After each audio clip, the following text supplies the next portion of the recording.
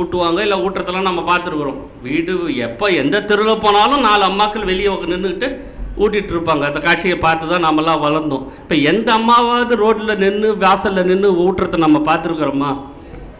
அங்கேயே டிவி முன்னாடி உட்கார வச்சு பக்கத்தில் அந்த மொபைல் ஃபோன் ஆன் பண்ணி அதை கொடுத்துட்டா அது இப்படி பார்த்துக்குது. அப்படியே ஊட்டினா திணிச்சா அது உள்ளே போயின்னே இருக்குது அப்படியே ஸ்பீடாக. அப்போது அவங்களுக்கு குழந்தைகளுக்கு உணவு ஊட்டுவதற்கே அந்த பிள்ளைக்கு ஒரு ஸ்க்ரீன் டைம் கொடுக்குறாங்க. அந்த ஸ்க்ரீனுக்குள்ளே போயிடுறாங்க. எந்த வயதில் காட்சி பதிவை பார்க்கக்கூடாதோ, எந்த வயதில் காட்சி படிமங்களை பார்க்கக்கூடாதோ அந்த வயதில் அதை கொடுக்குறோம். ஏன்னா பிள்ளைங்களுக்கு உலகத்தை பற்றி தெரியாது. பிள்ளைங்களுக்கு அந்த வயசில் ஒரு பாம்பு வீட்டுக்குள்ளே வந்தால் அது பாம்பு அபாயம், அது கடித்தா நம்ம இறந்துருவோம், இல்லை யாரை கடித்தாலும் அது டேஞ்சர்னு தெரியாது. அந்த பாம்பு ஓடி போய் அது கையில் தூக்கும். அதுதான், ஏன்னா அதுக்கு தெரியாத வயது. அந்த வயதில் நம்ம ஒன்றுன்னா லாஜிக்கல் ரீசனிங்கோடு உலகத்தை, சூழலை, உயிரினங்களை, உறவுகளை புரிந்து கொண்டிருக்கக்கூடிய அந்த வயதில் இதெல்லாம் எதுவுமே இல்லாத ஒரு காட்சி படிமங்களை நம்ம ஸ்க்ரீனில் வச்சு கொடுக்கும்போது அதில் வர கார்ட்டூன் கேரக்டர்கள் பேசுகிற தமிழ், இப்போ தமிழில் பேசுகிறது கார்ட்டூன் கேரக்டர், அதுவும் என்னென்னா இந்த கன்னியாகுமரி தமிழில் பேசுதுங்க. நமக்கு கேட்க ரொம்ப தமாஷாக இருக்குது. ஆனால் அந்த குழந்தைக்கு தமிழ் அதுதான் தோணும். அப்புறம் அந்த தமிழில் ரொம்ப பெரிய விஷயங்களாக பேசுதுங்க. அந்த கார்ட்டூன் சேனல் பேசக்கூடிய செய்யக்கூடிய செயல்கள் எல்லாம் உண்மை என்று நம்பி, இதுதான் வாழ்வியல் நம்பி இதையெல்லாம் இவங்க ரெப்ளிகேட் பண்ணுறாங்க.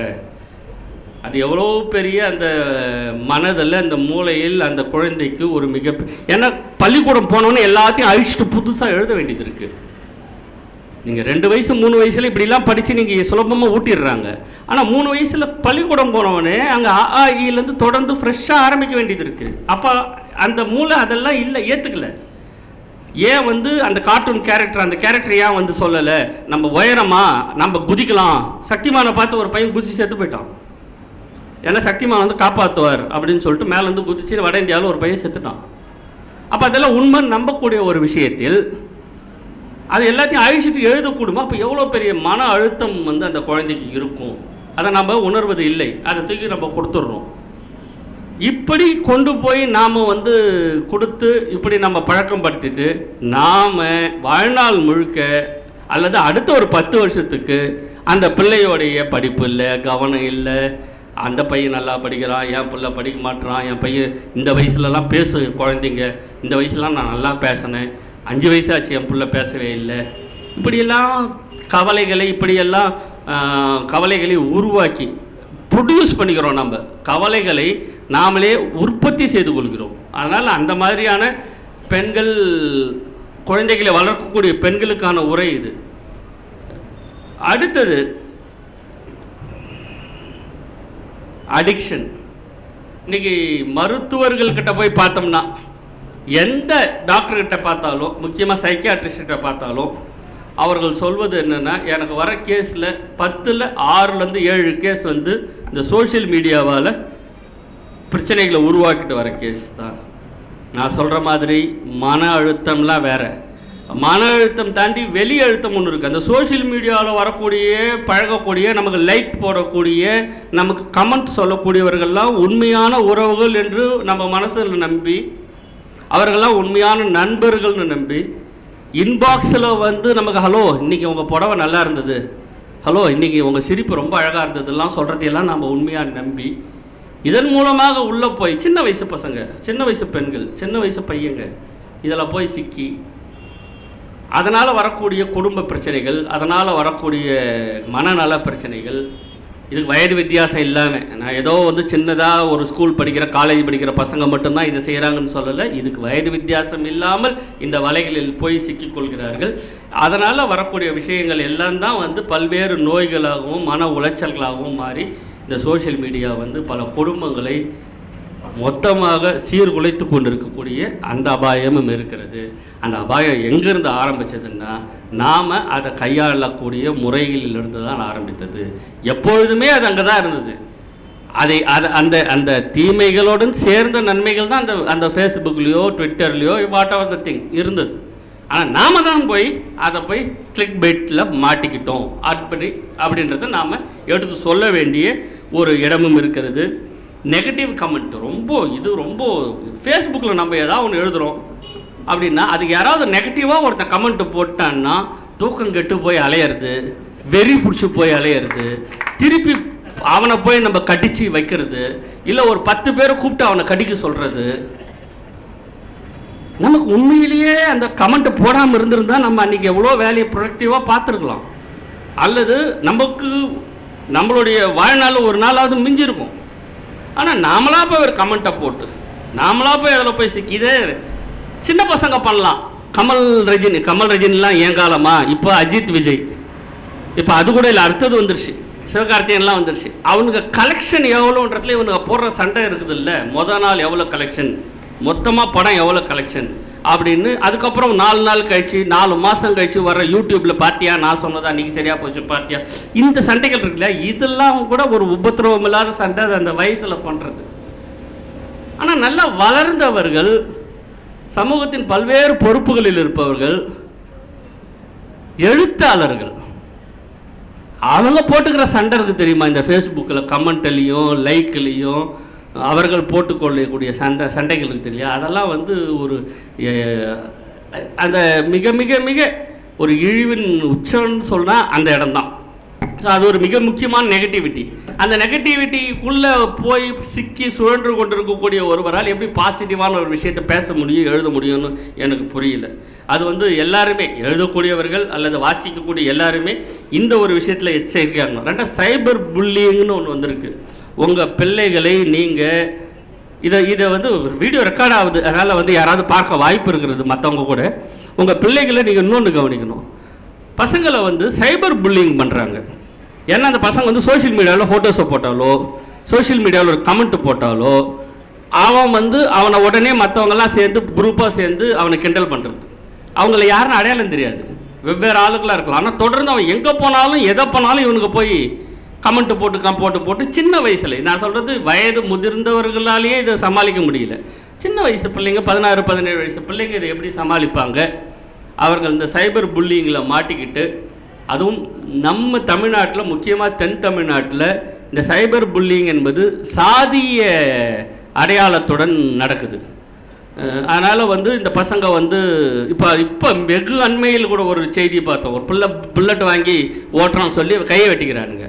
இதை மாதிரியான புற சமூகத்தில் நடக்கக்கூடிய விஷயத்துக்கு நம்ம தெரியும், நம்ம உடனே ரியாக்ட் பண்ணுவோம். ஒரு பொது சமூகமாக நம்ம பண்ணுவோம், சட்டம் வரும், உடனே அவனை தூக்கி உள்ளே போடும். ஒரு கடுமையான இருக்கும், ஏதோ ஒரு அதை நிறுத்துறதுக்கோ அல்லது அதை அதுக்கு ஒரு டேமேஜ் கண்ட்ரோல் பண்ணுறதுக்கு வாய்ப்பு இருக்குது. ஆனால் இதெல்லாம் வெளியே வராமல் ஒட்டுமொத்தமாக சைபரில், அதாவது அந்த இடத்துல அந்த சோஷியல் மீடியாவில் நடக்குதுன்னா அது யாருக்குமே தெரியாது. ஆனால் மிகப்பெரிய தாக்குதல்களுக்கு மாப் மென்டாலிட்டியுடன் இந்த சைபர் புல்லிங் நடக்கிறது. அதனால் நிறைய பெண்கள், பிள்ளைங்க, பட்டியலினத்து மாணவிகள் மிக முக்கியமாக, ஏன்னா அதை கரெக்டாக அடையாளம் கண்டுபிடிச்சி தபர் இந்த அப்படின்னு போய் காட்டி கொடுக்குறதுனே ஒரு குரூப் உருவாக்கிறாங்க. இவனுங்கெல்லாம் பல்வேறு சாதிய சங்கங்கள், ஆண்ட சாதி, பல்வேறு நம்மளுடைய சுதந்திர போட்ட தியாகிகளோட படம்லாம் அவங்களுடைய இதில் இருக்கும். ஆனால் அதுக்கும் அவங்களுடைய செயலுக்கும் எந்த சம்மந்தமும் இருக்காது. இந்த மாதிரியான விஷயங்களும் முக்கியமாக நடக்கிறது. அதனால் நம்ம பிள்ளைங்க 16-17 வயசு வாட்டர் இந்த டீனேஜில் இருக்கிற பிள்ளைங்க மன அழுத்தத்துடன் இருந்தால் நம்ம முதல்ல செக் பண்ண வேண்டியது அவங்க உடலே இல்லை, அவங்க ஃபோனு. அவங்க ஃபோனில் தான் அவங்களுக்கான எல்லா பிரச்சனைகளும் குவிகிறது. சைபர் புல்லிங் மிக முக்கியமான விஷயமா இருக்கிறது. அடுத்தது ஐடென்டிட்டி தெஃப்ட். நம்மளுடைய ஐடென்டிட்டியை வச்சு திருடுறது. அது ஒரு நேரடியாகவும் திருடுறாங்க. ஏன் ஐடென்டிட்டி வச்சு நிறைய பேர்கிட்ட காசு வாங்கிட்டாங்க. ரொம்ப கஷ்டத்தில் இருக்கான், உடனடியாக எனக்கு நீங்கள் பணம் அனுப்பணும் அனுப்பிச்சிக்கிறான். ஒருத்தன் சார் நான் ஒரு 2000 ரூபாய் அனுப்பிச்சிக்கிறேன். நான் கேட்டேன்டா ஒரு முட்டாளா, அறிவில்லையாடா, 2000 ரூபாய் அனுப்புறியாடா அப்படின்னு. அப்படி இல்லைங்க சார், எனக்கு தெரியும் அவன் போலிதான்னு, ஆனாலும் சார் பேருக்கு ஒரு 2000 அனுப்புகிற சான்ஸ் கிடச்சதில்ல. டேய் என்ன சென்டிமெண்ட்டாக நெஞ்ச நக்கறடா நீ, திட்டி அவனை. இது ஒரு விஷயம்னாலும் இன்னொன்று நம்மளுடைய ஐடென்டிட்டி, நம்மளுடைய படங்களை, நம்மளுடைய ப்ரொஃபைல் பிக்சர்ஸை எடுத்து வெவ்வேறு தளங்களில் வெவ்வேறு இடங்களில் யூஸ் பண்ணுறது. முக்கியமாக குழந்தைகளுடைய படங்கள் நாம் உற்சாகமாக பிறந்தநாள் படங்களை போடுறோம் சோஷியல் மீடியாவில், குழந்தைங்களோட பிறந்தநாள் படத்தை போடுறோம். அந்த குழந்தைங்களோட படத்தை அதை எடுத்துகிட்டு போய் வேற ஒரு சைல்டு போர்ன் சைட்டில் போட்டு விற்கிறதுக்கும் பயன்படுத்துறதுக்குமான ஒரு வாய்ப்பை இந்த தளங்கள் உருவாக்கி தருகின்றன. அதெல்லாம் நம்ம பெருசாக மனசில் எடுத்துக்கணும். நம்ம மறுபடியும் சொல்ல வேண்டியது என்றால், பெண் உடல் என்பது அது பிறந்ததிலிருந்து சாகிற வரைக்கும் எல்லா காலகட்டத்திலையும் எல்லா நாடுகளிலும் எல்லா சமூகத்திலையும் எல்லா பண்பாட்டிலையும் பெண் உடல் தான் பலவீனமான பொருள். பெண் உடல் தான் ஈஸி டார்கெட். பெண் உடல் தான் சுலபத்தில் தொடர்ந்து தாக்குதலுக்கு உள்ளாகி கொண்டிருக்கிற விஷயம். அதனால் இந்த பெண் உடலை பற்றி வச்சு யாராவது ஒர்க் பண்ணால் அதை நாம் தான் ஸ்டிக்மடைஸ் பண்ணி வச்சுருக்கோம். நாம் தான் இந்த கற்பு, புனிதம், அந்த மாதிரியான விஷயங்கள்லாம் நாம் தான் இந்த பழைய திரைப்படங்களை வச்சு, பாடல்களை வச்சு, தாலி இதெல்லாம் வச்சு நாம் தான் அதை அதுக்கு புனித தன்மையை கொடுத்து வச்சுருக்கோம். அது உடல், அவ்வளோதான். ஒருவேளை அது ஒரு பெண் உடலை அவன் மார்ஃப் பண்ணாலோ, ஒருத்தன் எடுத்து நம்ம வீட்டு பெண்ணையும் படத்தை எடுத்து முகத்தை எடுத்து வேற ஒரு படத்தோட மார்ஃபிங் பண்ணாலோ, இல்லை உண்மையிலேயே இருந்தால் எடுத்தால் கூட அது சமூகத்தின் பிரச்சனை அல்ல, அது அந்த குடும்பத்தின் பிரச்சனை கூட இல்லை. அதுக்காக நம்ம அதுக்காக இந்த சமூகம் ரியாக்ட் பண்ணுறதும் இது பண்ணுறதும் அந்த குடும்பமே ஒட்டுமொத்தமாக நிலை குலைஞ்சு போயிடுது. எவனோ ஒருத்தம் பண்ணுறதுக்காக ஒரு குடும்பமே நிலை குலைஞ்சு போய்விடுறது. இந்த மாதிரியான ஐடென்டிட்டி தெப்டெல்லாம் நடக்கக்கூடிய ஒரு விஷயமாக இருக்கிறது. அப்புறம் தூக்கம், யாருமே தூங்குறதில்லை. நான் யாரை கேட்டாலும் எப்படா தூங்குறேன், நான் அது 12 எப்போ தூங்குனே தெரிலப்பா அப்படின்னு. ஏன் எத்தனை மணிக்கு படுக்க போன நீ? நான் 10-10:30 படுக்க போயிட்டேன். அப்புறம் 10-10:30 போனால் அந்த ஃபோனை வச்சுக்கின்னு பார்த்துனே இருந்தேன். நான் எப்போ தூங்குனேன்னு எனக்கு தெரியல. யாருக்குமே தெரியறதில்ல. நடுவில் எழுந்து பாத்ரூம் போவாங்க, போயிட்டு தூக்கத்திலே எழுந்து தூக்கத்திலே படுக்கிறது தானே நமக்கு தெரியும். போயிட்டு ஃபோன் எடுத்துக்கிறவனும் இல்லை போகும்போதே ஃபோன் எடுத்துகிட்டு போகிறவனும் கூட இருக்கான். இது மிகப்பெரிய அளவில் ஸ்லீப் சைக்கிளை டிஸ்டர்ப் பண்ணுது, ப்ரொடக்டிவிட்டியை டிஸ்டர்ப் பண்ணுது. மறுபடியும் சொல்கிறேன், நமக்கு தெரியாமல் நம்ம மனதை நாம் உணராமல் நம்முடைய மனதை நாமே கடும் அழுத்தத்தில் வைத்திருக்கிறோம். இதெல்லாம் ஒரு 20 வருஷத்துக்கு முன்னாடி 30 வருஷத்துக்கு முன்னாடி இதெல்லாம் இல்லை, இதெல்லாம் நடக்கலை. ஆனால் இந்த 20-30 வருஷத்தில் இந்த சயின்ஸ் அந்த அறிவியல் கொண்டு சேர்த்த இந்த மாற்றங்களால் எவ்வளோ நன்மைகள் இருந்தாலும் இது போன்ற மிகப்பெரிய தீமைகள் பாதிப்புகள் இருக்கிறது. இதையே பார்த்துக்கணும். நான் ஏற்கனவே சொன்ன மாதிரி எது குப்பை அப்படின்றது ஒரு டெஃபினேஷன். எல்லாருக்கும் அவங்களுக்கு சில பேருக்கு பிடிக்கும் பார்க்குறதுக்கு, சில பேருக்கு இந்த ஃபோனோ ஆபாச படங்கள் பார்க்குறதுக்கு பிடிக்கும். அதுக்கு ஒரு டைம் இருக்குது, அவன் பார்த்துட்டு போகிறான். அதெல்லாம் இனிமேல் இதுதான் உலகம், எல்லாம் உன் கையில் கிடைக்குது. தேடி கண்டுபிடிச்சி புத்தகத்தை வாங்கி எவனா ஒரு ஃப்ரெண்டு வாங்கி வச்சுருப்பான், டேடே அவங்ககிட்ட கதாடான்னு எல்லாம் 4-5 பேர் ரகசியமாக பேசி அவன் வீட்டுக்கு ஞாயிற்றுக்கிழமை போய் அவனை வற்புறுத்தி அந்த புத்தகத்தை காட்டுறான்னு சொல்லி அப்படி படத்தை பார்த்த காலெல்லாம் இல்லை. இப்போ உன் ஃபோனில் எல்லாமே கிடைக்குது. ஒரு ஃபோனில் அந்த ஃபோன் குழந்தைங்க கிட்ட இருக்குது, அது ரொம்ப முக்கிய விஷயம். அந்த ஃபோன் குழந்தைங்க கிட்ட இருக்குது, குழந்தைங்க கையில் இருக்கிற ஃபோன்லேயும் அது கிடைக்குது. அப்போ இது எல்லாமே சுலபமாக கிடைக்கக்கூடிய ஒரு விஷயத்தில் நம்ம எதெல்லாம் குப்பைகள் என்று வரணும்னா முக்கியமான குப்பைகளாக, இதெல்லாம் என்னோட டெஃபினேஷன், உங்களுக்கு வேறு டெஃபினேஷன் இருக்கலாம். முக்கியமான குப்பைகளாக நான் பார்க்குறது ஆன்மீகம். எனக்கு ஆன்மீகத்து மேலே எந்த அவர்ஷனும் கிடையாது. ஆனால் எப்படி தான் சாமி கும்பிட்டாங்களான்னு பார்த்தா உலகத்தில் சாமி தோன்ற நாள்லேருந்து எவனும் இப்படி சாமி கும்பிட்டதில்லை. இவனுங்க சாமி கும்பிட்ற மாதிரி இந்த ஆன்மீகவாதிகள் சாமி இந்த சோஷியல் மீடியாவில் கடவுளை சாமி கும்பிட்ற மாதிரி உலகத்தில் எவரும் சாமி கும்பிட்டதில்லை. அப்படி சாமி கும்பிட்றானுங்க. என்னென்னமோ கடவுளை இங்கேருந்து சாமி மூஞ்சி எடுத்துகிட்டு போய் அந்த சாமி மூஞ்சியில் கட் பண்ணி ஒன்று கிரியேட் பண்ணி புது சாமியை இவனே உருவாக்குறான். அப்போனா இவன் தானே கடவுள். இது வரைக்கும் இல்லாத கடவுளை இவனே ஒன்று உருவாக்குறான். அன்றைக்கி விநாயகர் வீணை வச்சுக்கிறார். எனக்கு இன்னும் விநாயகருக்கு வீணை இருக்காது, சரஸ்வதி கையில் தான் வீணை இருக்கும். நமக்கு என்னன்ட்டு ஒரு நாள் என் ஒய்ஃப் கேட்டுருக்கேன், விநாயகர் அது என் ஒய்ஃப் சொல்லிச்சு, அது புது விநாயகர், அது அவர் வீணையோடு தான் வருவார்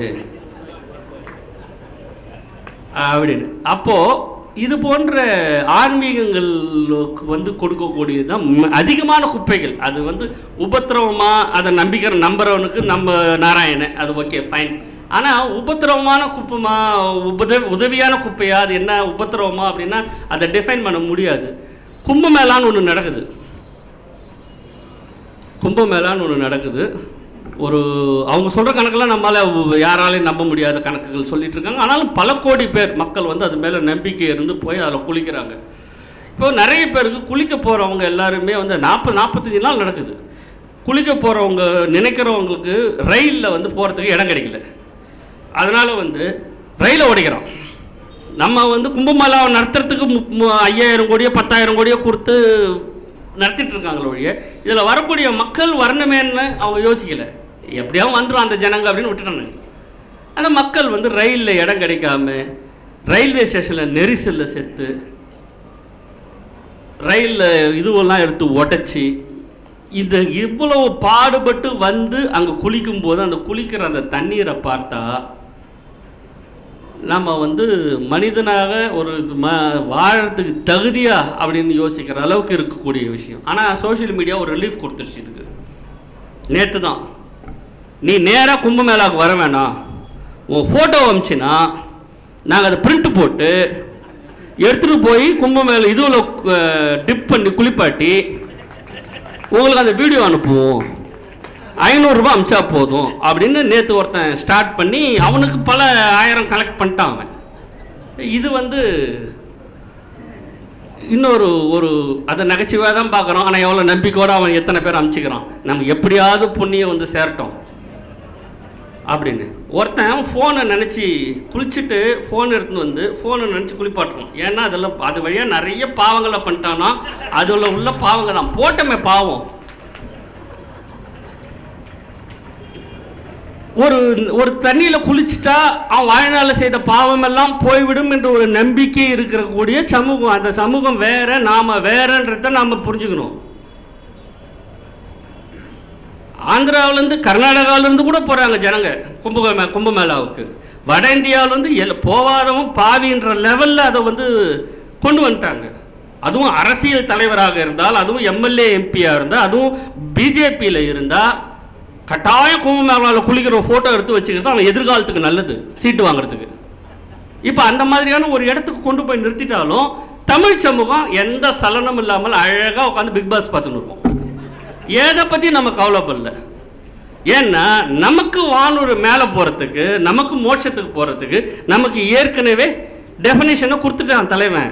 வையத்தில் வாழ்வாங்கு வாழ்பவர் வானுரையும் தெய்வத்தில் வைக்கப்படும். நீ உண்மையிலேயே கடவுளுக்கு மோட்சத்துக்கு போனோம்னா நீ வாழும்போது நல்லபடியாக வாழ்ந்துடுறா, நீ தன்னால் மோட்சத்துக்கு போய்டுன்னு சொல்லிட்டான். நீ போய் தண்ணியில் போய் குளிக்கணும், அதுவும் கும்பமேளாவில் போய் குளிக்கணும், அதுவும் பிரயாகில் போய் குளிக்கணும், அதுவும் அந்த சாக்கடையில் தான் போய் குளிக்கணுன்ற எந்த கட்டாயம் நமக்கு இல்லை. ஒவ்வொரு நாளும் நம்ம வாழும்போது மனசாட்சியோட நேர்மையாக வாழ்ந்துட்டாலே போதும் அப்படின்ற இந்த பண்பாட்டு சூழலில் நாம் ஒட்டுமொத்தமான வாழ்க்கையை இந்த மாதிரியான குப்பைகளால் நிரப்பிக்கொள்ளாமல், அங்கங்கே நிறைய மாணிக்கங்கள் கிடைக்கின்றன. யூடியூப்பில் அருமையான ஆய்வு கட்டுரைகள் வருது, அருமையான பேச்சுகள் வருது. நம்முடைய ஆர் பாலகிருஷ்ணன் மாதிரியான மிகப்பெரிய அற்புதமான ஆய்வாளர்கள்லாம் பேசுகிறாங்க. அதையெல்லாம் கேட்கலாம். என்னுடைய நண்பர், நம்முடைய மண்ணின் மைந்தர் பவா செல்லதுரை எத்தனையோ குடும்பங்களுக்கு ஒரு தூக்கத்தையும் நிம்மதியும் தன்னுடைய கதை சொல்லல் மூலமாக கொடுத்துட்டு இருக்காரு. உலகம் பூரா போய் சேருது. அந்த மாதிரியான பல விஷயங்கள் பல துறைகளில் இருக்கிறது. வெறும்னே இலக்கியம் மட்டும் இல்லை, கதைகளில் மட்டும் இல்லை, எல்லா துறைகளிலும் நிறைய மாணிக்கங்கள் இருக்கிறது. முக்கியமாக டீச்சிங்கில் அவங்க தினம் ஒரு சப்ஜெக்டை டீச் பண்ணுறாங்க. ஆனால் அந்த சப்ஜெக்டில் மிக எளிமையாக புரிய வைக்கிறதுக்கும் சுவாரஸ்யமாக நடத்துறதுக்குமான எவ்வளோ பாடங்கள் யூடியூப்பில் இருக்குது. அதையெல்லாம் பார்க்கலாம். ஆனால் இதெல்லாம் பார்த்த ஒரு ஆசிரியரை கூட நான் கேள்விப்பட்டதில்லை. அந்த மாதிரிலாம் பார்த்து யூடியூப்பில் நம்மளுடைய ப்ரொஃபஷனே நம்ம எனக்கு இது பண்ணிக்கணுன்ற ஒரு ஆசிரியர் நான் கேள்வி. அப்படி இருந்தால் எனக்கு ரொம்ப மகிழ்ச்சி. இதை போன்ற வைரங்களும் அதில் இருக்கிறது. நமது பண்பாட்டு சூழலில் நாம் ஏற்கனவே ரொம்ப அழகான டெஃபினேஷனோடு வாழ்ந்து கொண்டிருக்கிறோம். ஆகவே இந்த மாதிரியான குப்பைகளை கொண்டு நம் வாழ்க்கையை நிரப்பிக்கொள்ளாமல் சுவாரஸ்யமாகவும் வாழ்க்கையை அனுபவித்தும் வாழக்கூடிய எல்லா வாய்ப்புகளையும் பயன்படுத்தி கொண்டு அதன் மூலமாக சோஷியல் மீடியாவை பயன்படுத்தி கொள்ளலாம் என்ற என்னுடைய கருத்தை தெரிவித்துக் கொண்டு இந்த விழாவிற்கு எனக்கு இந்த பேடைக்கு வாய்ப்பு கொடுத்த திருவண்ணாமலை புத்தக திருவிழாவிற்கும் இங்கே வருகை தந்த என்னுடைய நண்பர்களுக்கும் அனைவருக்கும் இன்னைக்கு இவ்வளோ நேரம் பொறுமையாக கேட்டவர்களுக்கும் என்னுடைய நன்றி, வணக்கம்.